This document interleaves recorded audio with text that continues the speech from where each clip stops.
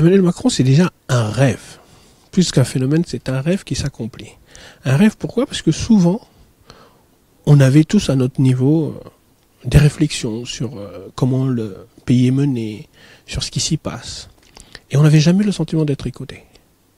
Et pour une fois, nous avons vu quelqu'un arriver avec une démarche différente, avec un langage différent, et qui, de façon révolutionnaire, a changé la façon de faire la politique.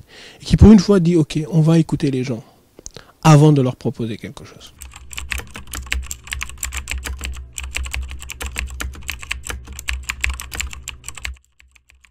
Concilier les France. Clairement, effectivement, dans ce pays, on a souvent le sentiment que certains sont plus écoutés que d'autres. Certains participent plus que d'autres.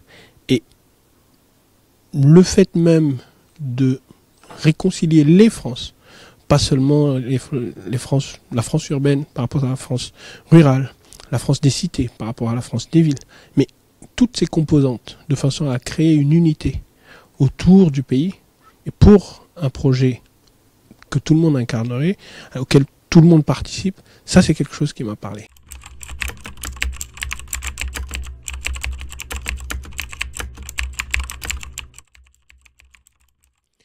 Si ça pouvait paraître utopique au départ, aujourd'hui la preuve est faite que c'est un rêve qui se réalise.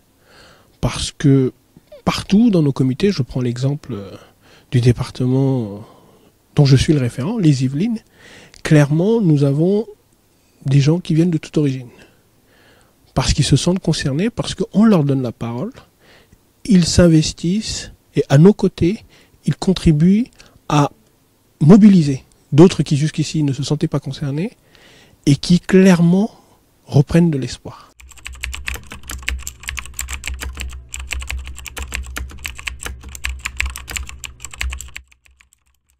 D'une part, on a les Français nés en France, même d'origine étrangère, mais aussi les binationaux. Et pour une fois, l'idée même de réconcilier ces deux France rentre dans une logique de construction, dans une intelligence collective que nous cultivons tous les jours dans nos comités. Et je pense qu'on a une opportunité qu'il faut saisir, qui est de se dire que après avoir pendant 30 ans subi des politiques qui n'ont pas marché, nous n'avons rien à perdre. Tout à gagner, parce que, ce projet, il est le nôtre, nous le construisons ensemble, il donne les grandes lignes, et dans nos ateliers, nous contribuons à l'enrichir. Donc ça, c'est quelque chose qui parle aux gens. Deuxièmement, dans la façon même de faire les choses, il y a ce souci de bienveillance, ce souci d'aller à l'écoute, qui permet effectivement à tout un chacun, s'il n'est pas d'accord, de pouvoir l'exprimer, mais s'il a des idées, de pouvoir les apporter. Donc ce n'est plus une utopie aujourd'hui, c'est une réalité.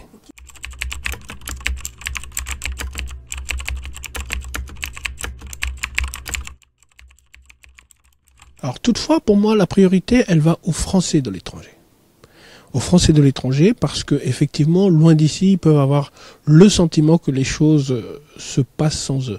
Or non, nous avons clairement la volonté d'aller à leur rencontre, toujours dans le souci de les écouter, de les appeler à contribuer à notre projet, pour prendre toute leur place. Parce que depuis l'étranger, ils ont un regard qui est quand même différent, mais ils peuvent apporter du nouveau, de la fraîcheur, et contribuer à enrichir toujours cette idée d'enrichir notre projet.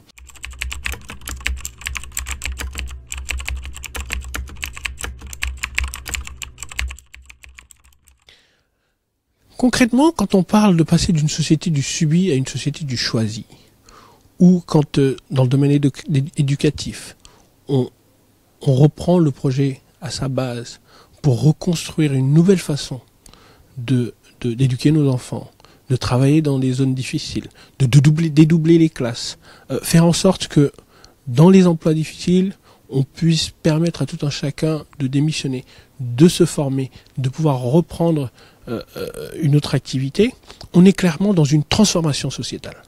Et ce qui fait la force de notre projet, c'est que nous ne partons pas dans un catalogue de réformes, nous ne partons pas dans une idée de réformer la France, mais de la transformer. Et la transformer en profondeur, de façon structurelle, ça suppose impliquer tout le monde.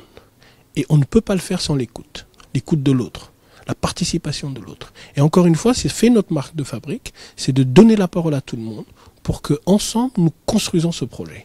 Effectivement, Emmanuel Macron a sa vision, et je pense qu'à travers ses différentes interventions, il a eu à les décliner de façon très forte, mais il a aussi ce souci de donner à chacun la possibilité de contribuer. Et contribuer pour une transformation en profondeur du pays.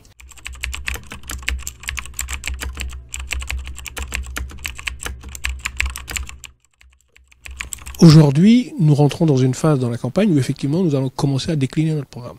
Ça a été fait tout au long du mois de janvier notamment. Disons, depuis l'étranger, nous étions à Berlin il y a quelques semaines, ce que les gens nous disent, c'est comment faire pour que la France rentre dans le nouveau monde. Il va y avoir des transformations considérables par le numérique et une nouvelle façon de vivre, j'allais dire, la chose publique. Et depuis l'étranger, les Français qui vivent à l'étranger ont un rôle à jouer et peut-être une vision à apporter pour ceux qui sont à l'intérieur. Il y a beaucoup de Français qui entreprennent depuis l'étranger et qui ont aussi cette expérience riche d'une double culture souvent, mais qui peut servir au pays. Donc, l'idée encore une fois, c'est de construire ensemble, faire en sorte que chacun se sente concerné, que ceux qui partent puissent revenir. J'ai rencontré beaucoup de Français à Berlin qui m'ont dit, s'il est élu, je reviens au pays. Parce qu'ils ont eu le sentiment à un moment donné que les choses n'avançaient plus, les choses étaient bloquées. Et aujourd'hui, avoir la possibilité de débloquer les choses, de redonner de l'énergie, d'encourager la création, c'est quelque chose qui peut aussi servir au pays. Donc, aller à l'étranger, parler aux Français de l'étranger, aux binationaux, mais toujours dans le souci de renforcer notre cohésion nationale. Parce que ne l'oublions pas, le socle de ce pays,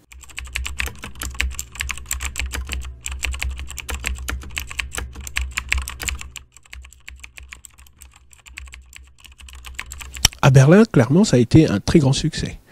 Il s'est adressé aux étudiants de Humboldt, et je peux vous dire, pour être dans la salle, ça a été quelque chose d'assez remarquable. En anglais de surcroît. Donc, à Londres, le succès est là. Nous sommes aujourd'hui plus de 10 000 adhérents à travers le monde, dans plus de 90 pays. 80 comités locaux. Au Sénégal, on a 4 comités locaux à Dakar. Un à Hambourg, un à Thiès, un qui va se créer à Gorée. Donc, il y a beaucoup de gens qui commencent, effectivement, ça a pris du temps, mais c'est normal, la distance joue, qui commencent à se rendre compte que quelque chose se passe. Et une de mes grandes satisfactions, moi, c'est de voir que des binationaux qui se sont tenus souvent à l'écart de la politique française, créent des comités et s'intéressent à la politique française.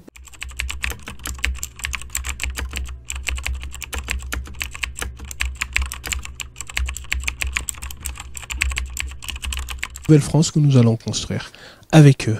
C'est notre France à tous, avec nos différences, nos singularités. Un petit peu comme la façon dont on vit le mouvement, où on peut être socialiste et à En Marche. On peut être LR et En Marche, UDI et En Marche. Conjuguer toutes ces différences pour faire une force. Clairement, notre objectif, c'est de construire un nouveau pôle progressiste dans ce pays. Que les clivages d'antan n'ont plus aujourd'hui de sens. Dans chaque camp, ils ne sont souvent plus d'accord sur rien. Donc avoir un axe autour duquel on peut créer un consensus et ensemble travailler pour construire cette nouvelle France qui concernera ceux de l'étranger, ceux de l'intérieur, les binationaux, les autres, pour enfin rentrer dans le XXIe siècle.